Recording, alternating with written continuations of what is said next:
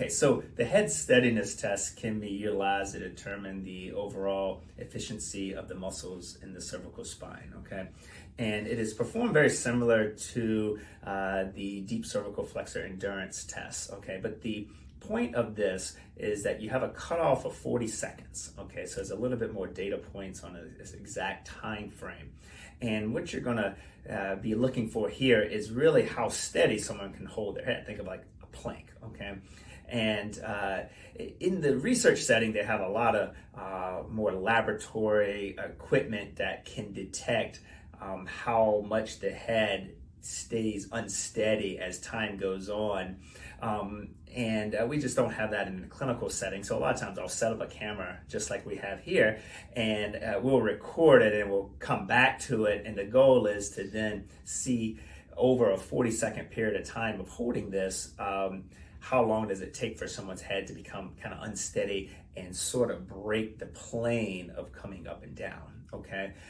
So the first way we'll do it is the high load test, which is going to be 0 degrees, so in a supine position, and then we'll do it in a different way that you can utilize in some other patients as well. So what I'll ask the patient to do is similar to the deep cervical flexor test, is maintain as much OA flexion or nod, maximal chin tucked here, and then you're just going to hold your head up 2 finger breaths, and you hold it right there, and we'll hit the timer. Okay, so the test is 40 seconds here, okay, and you're just kind of cheering them on, seeing how they do. And so let's say after about 10 seconds she starts to quiver a little bit. We'll have that recorded, and that would kind of give an idea of how much off the tragus her head is coming up and down. And so that could be part of your data to obtain.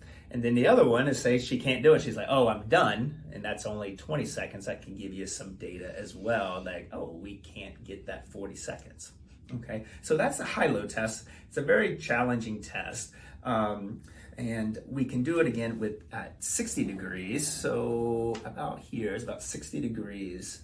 And you could do the exact same. So tuck your chin as far as you can, lift it up right there and hold.